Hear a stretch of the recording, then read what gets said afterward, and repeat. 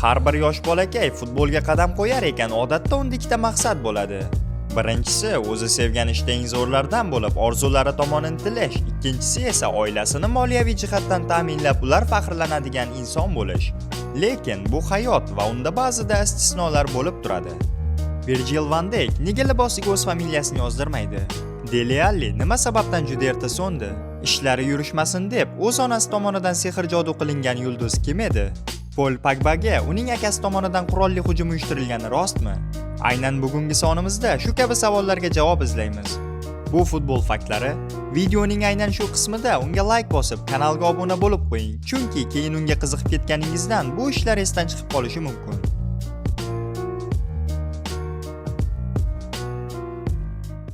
Ro'yxatni kundan kunga so'nib borayotgan yulduz Dele Alli boshlab beradi. U bilan yuz bergan cho'kishning asl sababi ham aynan bolalikdagi ruhiy va jismoniy jarohatlar ekani oydinlashdi. Bamidele Germain Alli 1996-yilning 11-aprelida Angliyaning Milton Keynes shahrida dunyoga kelgan.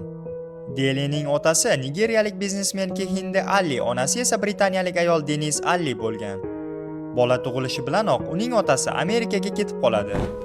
Shu tariqa uni katta qilish faqatgina Denise Allining bo'yniga yuklatiladi. Delening bolaligi onasining qaramog'ida o'tgan, biroq yildan yilga ichkilik muammosi oshib borgan ayol yakunda farzandiga g'amxo'rlik qilish layoqatidan mahrum bo'ladi. 9 yoshida Deleni otasi Nigeriyaga olib ketadi. Afrikada yanada og'ir vaqtlarni o'tkazgan Alli 2 yildan so'ng yana Britaniyaga onasining oldiga qaytadi, lekin vaziyat hech ham yaxshilanmas edi. O'zini baxtli his qiladigan yagona joy bu futbol maydoni bo'lgan Alli 13 yoshida o'zi kabi MK Dons akademiyasiga boruvchi bir bolakayning oilasiga ko'chib o'tadi va Alan hamda Sally Hickfordlarni o'z ota-onasidek qabul qiladi. 2016-yilga kelib, Alli buyog'iga libosiga faqat Dele ismini yozdirishga va bolaligi hamda oilasini eslatuvchi Alli familiyasidan voz kechishga qaror qiladi. Angliyalik iqtidor qay darajada tez cho'qqiga ko'tarilgan bo'lsa, shu tezlikda jarlikka qulay boshladi.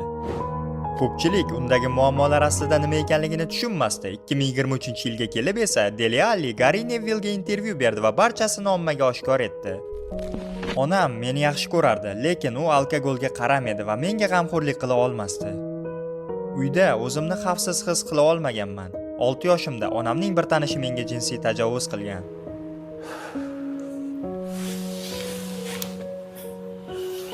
Yoshligim juda og'ir o'tdi. 7 yoshimda sigaret chekishni boshladim. 8 yoshda esa alkogol va giyohvand moddalar muammosi. 9 yoshimda meni Nigeriyaga yuborishdi. U yer jahannamning o'zginasi edi. Men hech qachon qaytishni xohlamaydigan joy. Shunday vaqtlar bo'ldiki, men hatto o'z jonimga qasd qilish haqida ham o'ylaganman. Futbol bu og'riqlardan qochishim uchun birgina yo'l edi, lekin maydondan chiqqach hamma muammolar yana qaytib kelardi. Futbolsiz hozir tirik bo'lmasligim ham mumkin edi. Dele ushbu intervyuda kechasi uxlash va o'yinlarga energiya yig'ish uchun muttasil uyqu dorilardan foydalanganini va bu oxiri jiddiy ruhiy muammolarni keltirib chiqarganini tan oldi. Oxirgi bor 2023-yilda Beshiktosh safida o'ynagan futbolchi oradan 2 yil o'tib Como safida maydonga tushadi va 10 daqiqa o'tmasdan qizil olib maydonni tark etadi. Shundan so'ng boshqa o'yin vaqti berilmagan futbolchi Comodan ketdi va hozirda erkin agent. Bunchalik dahshatli muammolar girdobida yashagan Delening endi yana yuqori formasini tiklashi kundan kunga ilojsiz bo'lib bormoqda. 29 yoshli futbolchi ota-onasi bilan rishtalarini esa butunlay uzib bo'lgan. Ro'yxatni boshqa bir Premier Liga yulduzi Virgil van Dijk davom ettiradi. Virgil 1991-yilning 8-iyulida Niderlandiyaning Breda shahrida dunyoga kelgan. Otasi Ron van Dijk golland, onasi Ellen Chinfosyu 20-asr boshlarida Janubiy Amerikaning Surinam davlatiga borib qolgan xitoyliklar nasabidan bo'lgan. Virgildan tashqari oilada uning ukasi va singlisi bor. U endigina 11 yoshga to'lganida otasi Ron oilani tashlab ketadi. Keyinchalik biroz vaqt otasi bilan yashagan Virgil to'lig'icha onasining yoniga qaytib kelgan va Ron van Dijk bilan barcha rishtalarni uzishga ahd qilgan. Virgilning amakisi Stevenning ta'kidlashicha, u otasi sabab liboslariga familiyasini yozdirmaydi va shunchaki o'z ismi bilan harakatlanadi. Virgil onasi Ellenni hayotdagi eng muhim qahramon deb biladi. Otasiz qolganidan so'ng u va kichik farzandlarni Ellen yolg'iz tarbiyalab voyaga yetkazgan. Dele Alli kabi juda erta mashhurlikka erishgan, biroq tezda so'ngan yulduzlardan yana biri bu Mario Balotelli. Super Mario Van Dijkdan farqli ravishda libosiga familiyasini yozdirishdan bosh tortmagan. U birato'la familiyasini o'zgartirib yuborgan. Mario Barvua 1990-yilning 12-avgustida Sitsiliyada ganalik immigrantlar Thomas va Rose Barvualar oilasida dunyoga kelgan. Tug'ilganiga ko'p o'tmasdan Marioning sog'lig'ida jiddiy muammolar yuzaga keladi. Uning oilasi esa shusiz ham kunini zo'rg'a ko'rardi. 3 yoshga to'lganida Marioni kelishuv evaziga boy oila Silvia va Francesco Balotellilar oilasiga berib yuborishadi. Biologik oilasi esa u bilan faqatgina dam olish kunlari birga bo'lishi belgilab qo'yiladi. Ammo 11 yoshga kelib nimadir sodir bo'ladiki, Mario ular bilan uchrashuvni to'xtatib qo'yadi. Keyinchalik jismonan sog'lom bo'lib, katta futbolda muvaffaqiyatlarga erisha boshlagandan so'ng Barvualar uni yana oilaga qaytishini so'rashadi. Biroq Mario o'shanda ularni shon-sharaf ovchilari sifatida ayblaydi va faqatgina shuhratga erishganidan so'ng ularga kerak bo'lib qolganini aytadi. Uning biologik otasi Thomas Barvuaning so'zlariga ko'ra, Balotellilar oilasi bilan kelishuv boshida boshqacharoq bo'lgan, lekin ular moliyaviy tomondan qudratli bo'lgani sababli Marioni qaytarib bermaslik yo'llarini ishga solishgan.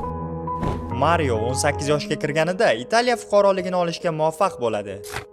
Biroq o'zi katta bo'lgan shaharchadagi oq tanlilarning irqchilikka oid gap so'zlari bolaligidanoq uning ruhiyatida chuqur iz qoldirgan. 35 yoshli futbolchining biologik oilasi bilan rishtalari hozirda batamom uzilgan. Oilaviy qiyinchiliklarda katta bo'lgan yana bir yulduz bu Alexis Sanchez. Alexis Chilining Tacapilla shahrida juda nochor oilada dunyoga kelgan. Bolaligidayoq otasi Guillermo Soto Espinoza ularni tashlab ketadi. Oilani boqish esa yolg'iz ona Martina Sanchezning bo'yniga yuklatiladi. Alexisning onasi farrosh bo'lib ishlardi. Oilaning moliyaviy ahvoli esa juda tang bo'lgan. Shu sababdan Sanchez bolaligidanoq ishlab pul topishga kirishgan va ilk butsasiga mashina yuvgan pullari orqali erishgan. Alexisning ukasi Umbertoning aytishicha, ular bolaligida yegulik so'rab qo'shni xonadonlar eshigini taqillatib yurgan. Ko'chada arzimagan pul evaziga Alexis odamlarga to'p bilan jonglyorlik harakatlarini amalga oshirib bergan. Keyinchalik Sanchez bir intervyusida onasiga bir kuni zo'r futbolchi bo'lib yetishishini va oilasini bu qiyinchiliklardan qutqarishini aytgani haqida gapirib bergandi. 4 yoshligida tashlab ketilganidan so'ng Alexis otasi bilan barcha rishtalarini uzgan. Hozir sizlarga so'zlab bermoqchi bo'lgan yulduzning oilaviy muammolari boshqalarnikidan biroz farq qiladi. Bir paytlar Arsenal safida porlab, keyinchalik Roma, Southampton va Lyon kabi jamoalar sharafini himoya qilgan Ainsley Maitland-Nilesning onasi bilan munosabatlari ommaviy axborot vositalarida juda ko'p tahlil qilingan. 2018-yil uning onasi Jules Niles ingliz nashrlariga katta intervyu beradi. Unda keltirilishicha, haftasiga 30 ming funt topadigan futbolchining onasi omborxonada joylashgan sovuq konteynerda yashayotgan edi. Julesning aytishicha, farzandlar unga g'amxo'rlik qilishdan bosh tortgan. Bir qarashda juda achinarli holat, biroq tanganing ikkinchi tomoni ham bor. Otasiz katta bo'lgan Ainsley 2014-yil Arsenal yoshlari safiga kelib qo'shiladi. 2015-yilga kelib esa uning onasiga Arsenal mashg'ulotlar bazasiga yaqinlashish man etiladi. U bir necha bor klub rahbariyatini o'g'li bilan noto'g'ri munosabatda bo'layotganligida ayblab janjal ko'taradi va bir safar klub bosh muzokarachisiga hujum qilgani sababli politsiya tomonidan olib ketiladi. Afsuski, keyinchalik yana bir bor uni tinchlantirish uchun politsiyachilar yordami kerak bo'lgan. 2016-yil Ainsley Ipswichga ijaraga beriladi. U yerda ham Jules bosh murabbiy bilan o'g'li borasida ziddiyatga boradi hamda unga tahdidli ovozli xabar yuboradi. Shundan so'ng bosh murabbiy Mick McCarthy Maitland-Nilesni ketma-ket o'yinlarda zaxirada qoldiradi. Bunday davom etish mumkin emas deb hisoblagan futbolchi akasi Kordi bilan boshqa uyga ko'chib ketishadi. Jules Nilesga esa o'g'lidan qolgan uyni 6 oy muddat ichida boshpana topib bo'shatib qo'yish yuklatiladi.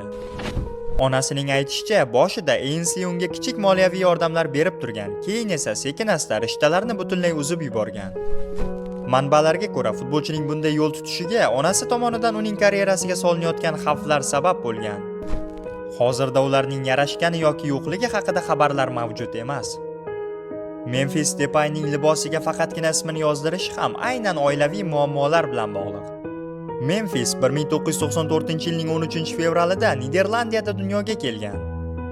Otasi Dennis Depay ganalik, onasi esa Niderland ayol Cora Shensema bo'lgan. Memphis 4 yoshligida otasi ularni butunlay tashlab ketadi. Keyinchalik onasi yangi turmush qurganidan so'ng Memphisning hayoti yanada qiyinlashadi. Ma'lum bo'lishicha, o'gay otasining farzandlari doimiy tarzda uni kaltaklagan. Maktabda juda ko'p muammolari bo'lgan Depay 12 yoshida ichishni boshlaydi. Keyin esa har xil dorilar bilan bog'liq ishlar. Memfisning ta'kidlashicha, aynan futbol uni qutqarib qolgan, aks holda barchasi juda yomon yakunlanishi mumkin bo'lgan. Katta futbolga qadam qo'yganidan so'ng, u libosiga faqatgina ismini yozdira boshladi va meni Depay deb chaqirmang, men Memfisman dedi. Bunga sabab esa u otasini kechirmasligi va hech narsa u bilan bog'lab turmasligini xohlashi ortidan edi. Memfis otasini yoqtirmasa-da Ganani yaxshi ko'radi va u yerga tez-tez borib, o'z ajdodlari bilan uchrashib ham turadi. Shu nuqtada kichik bir eslatma. Endi siz o'z xohishingizga ko'ra bizni moliyaviy jihatdan ham qo'llab-quvvatlashingiz mumkin. Video ostidagi linkdan o'tib, o'zingiz istagan summani donat qiling. Bu esa yanada ko'proq va sifatliroq videolar chiqishini ta'minlaydi. Albatta, bu majburiy emas. Xohlasangiz like va obuna bo'lish bilan ham qo'llab tursangiz bo'laveradi. Endi so'z yuritadigan qahramonimizning bolalikdagi jarohati boshqalarnikidan anchagina og'irroq. Taxminan 25 yoshdan kattaroq futbol ishqibozlari juda yaxshi taniydigan Yakub Blashikovski 1985-yilning dekabrida Polshada tug'ilgan. 96-yilning sentyabriga kelib esa Kuba bolaligidagi eng dahshatli kunni o'tkazadi. O'sha kuni uyga ichib kelgan Zigmund Blashikovski Yakub va uning akasining ko'z o'ngida o'z xotinini pichoqlab o'ldiradi. O'shanda Kuba hali 10 yashar bola edi. Ushbu tragediyadan so'ng uning otasi 15 yilga ozodlikdan mahrum etiladi. Bolalar esa buvisining qaramog'ida qolishgan.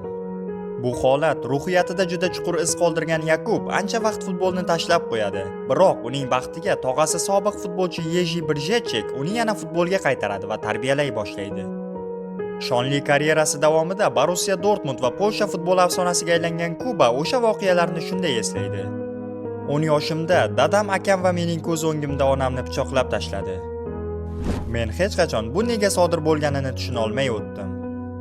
Har doim o'zimga savol berardim. Nega axir? Men buni unutib yuborishga juda ko'p harakat qildim, lekin ilojsiz va men umrimning oxiriga qadar ushbu xotiralar girdobida yashashga mahkumman. Ammo fikrimcha bu mening kuchli bo'lib ulg'ayishimga turtki bo'ldi. Bilaman, onam hamisha meni kuzatib turadi. Hayotimda juda ko'p qiyinchiliklarga duch keldim va ularni yengib o'tdim. Demak, onam qayerdadir turib menga yordam beryapti. Ishonchim komilki, usiz noto'g'ri yo'ldan ketib qolgan bo'lardim. Men hamisha uni faxrlantirish uchun qo'limdan kelganini qildim, chunki u akam va men uchun borini bergan. Yakub urgan gollaridan so'ng uni onasi sharafiga osmonga qarab nishonlardi. Tabiiyki, futbolchi yillar davomida otasi haqida o'ylashni ham istamagan. Biroq Zigmund Blashikovski 56 yoshda vafot etadi. Kuba esa otasining dafn marosimida ishtirok etgani haqiqatdan ham tahsinga sazovor ish. Emmanuel Adebayor ismli futbolchini siz juda yaxshi taniysiz. 2009-yilning sentyabrida City safida o'ynayotgan futbolchi sobiq jamoasi Arsenal darvozasiga gol uradi va uni maydonning narigi tarafidagi raqib muxlislar qarshisida nishonlaydi. Xo'sh, bunga asosiy sabab nima edi? Oila. O'yin davomida Arsenal muxlislari tinimsiz ravishda togolik hujumchining oila a'zolari, ayniqsa onasini haqorat qilishadi. Emmanuel esa aynan shu sababdan ushbu nishonlash kelib chiqqanini aytgan edi. Barchasi yaxshi, lekin nega unda biz Adebayorni ushbu ro'yxatga kiritdik? Ha, buning yaxshigina sababi bor. Emmanuel Adebayorning oilaviy muammolari ommaviy axborot vositalarida juda ko'p muhokama qilingan. Chunki futbolchi bu masalani jamoat oldida ochiqchasiga so'zlab bergan. Uning aytishicha, u professional futbolchiga aylanganidan so'ng oilasi undan haddan tashqari ko'p pul talab qilgan. Shusiz ham Emmanuel ularning yashash xarajatlari, uylari, mashinalar va hattoki qarindoshlarining to'ylarini ham moliyalashtirganini aytib o'tadi. Lekin bu hech qachon ularga yetarli bo'lmagan. Hatto onasi ham unga qo'ng'iroq qilib faqat xarajatlar uchun pul so'ragan, o'g'lining ahvoli haqida qiziqmagan ham. Ba'zi suhbatlar paytida u jarohatlangan holatda azob chekib yotganini ham aytadi. Singlisi undan so'rab o'tirmay, uning uyini ijaraga berib yuborgan. Marhum akasi oilasi nomidan Real Madridga rasmiy xat yuborib, Adebayorni sotib olmaslik kerakligini aytgan. Onasi hali Emmanuel tirikligidayoq uning o'limidan so'ng kimga nima meros qolishi borasida oilaviy suhbat o'tkazgan. Akasining dafn marosimi uchun ukasidan pul berib yuborgan, lekin u umuman marosimga bormagan ham. Xullas, juda og'ir munosabatlar. Emmanuelning aytishicha, u bunday muammolar sababli bir necha bor o'z joniga qasd qilmoqchi ham bo'lgan. Tinimsiz moliyaviy mazmundagi qo'ng'iroqlar sababli tez-tez telefon raqamlarini almashtirib turgan. Nihoyat onasiga rad javobini berganidan so'ng o'z onasi tomonidan atayin ishlari o'xshamasligi uchun sehr jodu qilinganini ham ta'kidlab o'tadi. va shu bilan birga o'ziniki kabi oilani boshqalarga ravo ko'rmasligini ham bildirgan. Oilasi bilan shunga o'xshash muammolari bor yana bir yulduz bu Paul Pogba. 2022-yilda Pogba o'ziga qurolli hujum qilganlikda ayblab o'z tug'ishgan akasi Matias va bolalikdan birga katta bo'lgan bir nechta do'stlarini sudga beradi. Xo'sh, voqea o'zi qanday yuz bergandi? Pogbaning aytishicha, o'sha yilning boshlarida u Manchesterda o'ynab yurgan paytlari bolalikdan birga katta bo'lgan do'stlari undan yillar davomida uni qo'riqlab yurganini ro'kach qilib, Poldan naqd 13 million yevro talab qiladi. O'zi shusiz ham ularni yaxshigina ta'minlab yurgan Pogba tabiiyki bunga rad javobini beradi. Keyin esa buning ustida uning egizak akalaridan biri Matias turgani ma'lum bo'ladi. U avvaliga ukasidan yaxshilikcha kelishuvga ko'nishini, yo'qsa sehr jodu bilan bog'liq ishlar videosini ommaga taqdim etib yuborishi bilan tahdid qiladi. Ukasi buni rad qilganidan so'ng Matias ijtimoiy tarmoqlarda chiqish qilib, Polni nafaqat raqiblari, balki jamoadoshlarini ham sehr jodu qilishda ayblaydi va buni Mbappega qarshi amalga oshirganini aytadi. Xullas, vaziyat jiddiylashgach, Pol akasi va uyushgan guruhni tovlamachilik hamda qurolli bosqin sababli sudga beradi. Lekin sehr jodu bilan bog'liq ishlar biroz bo'lsa-da haqiqatga yaqin ekanligini, biroq Pol buni o'zining jarohatlardan asralishi va ishlarida omad keltirish uchun qilganini bildirib o'tadi. 2024-yilning dekabrida sud Matias Pogbani 3 yillik qamoq jazosiga hukm qildi, ammo sobiq futbolchi uning 1 yilini elektron braslet bilan o'tkazishi, qolgan 2 yili esa shartli qamoq jazosi bo'lishi belgilab qo'yildi. Uyushgan guruhning qolgan 5 a'zosiga esa 8 yillik qamoq jazosi berilgan. Pol akasi bilan bo'lib o'tgan bunday holatlar unga ruhiy tomonlama kuchli og'riq berganini ta'kidlab o'tadi. Aka-ukalarning yarashib ketgani haqida rasmiy ma'lumotlar yo'q, lekin Polning ushbu yil 19-avgust kuni Instagramga joylagan suratida aka-ukalarning yana birga ekanligi aks etgan va surat ostiga "Og'alarimning umri uzoq bo'lsin" deya yozib qo'yilgan. Dasturimizdagi so'nggi hikoya futboldagi mashhur aka-ukalar Luka va Theo Hernandeslar bilan bog'liq. Ular fransuz juftlik Jean-François Hernandez va Laurence P oilasida dunyoga kelishgan.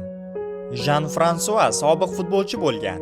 Himoyachi Marsel, Atletico, Rayo Vallecano kabi jamoalar sharafini himoya qilgan. Lekin negadir o'g'illari hali juda yosh paytida oilasini tashlab ketadi. Shundan keyin Laurence bolalari bilan to'lig'icha Ispaniyaga ko'chib kelgan. Theodan farqli ravishda Luka bir necha bor otasi haqida intervyularda gapirib o'tgan. Bolaligimda uning hozir qayerda ekanligi, nimalar bilan mashg'ul bo'lishi haqida juda bilgim kelardi. Yillar o'tib esa bu meni qiziqtirmay qo'ydi. Hozirda u nega bizni tashlab ketganini bilaman. Demak, u bizni shunchaki sevmagan. Agar bizni yaxshi ko'rmasa, undan ko'ra ketgani ham yaxshi. U bizni tark etganida men 5 yoki 6 yoshlarda edim. Ukam esa yanada yosh. Shundan beri u haqida hech qanday xabar eshitmadik. Bilmayman u qayerda, tirikmi yoki yo'q. Men barcha erishganlarim uchun onamdan qarzdorman. U men va ukamni futbolga olib borgan, bizni barchasi bilan ta'minlagan. U bizni to'ydirish uchun necha soatlab ishlashga majbur bo'lganini bilmayman. Hozirda men hech qachon tasavvur qila olmaydigan narsa bu o'g'limdan voz kechib yuborish. O'g'lim uchun barchasiga tayyorman. Agar uning baxti uchun ko'prik ustida uxlashimga to'g'ri kelsa, albatta buni qilaman. 2022-yilga kelib, L'Equipe nashri 18 yil davomida yo'qolib ketgan Jean-François haqida maqola chiqardi. Unda yozilishicha, Hernandez hozirda Tailandda yashayotgan ekan va u bir necha bor bolalar bilan bog'lanishni istagan. Biroq ularning onasi bunga yo'l qo'ymaganini bildirgan. Hozirda aka-uka Hernandeslar va ularning otasi o'rtasida yarashish borasida hech qanday yangiliklar yo'q.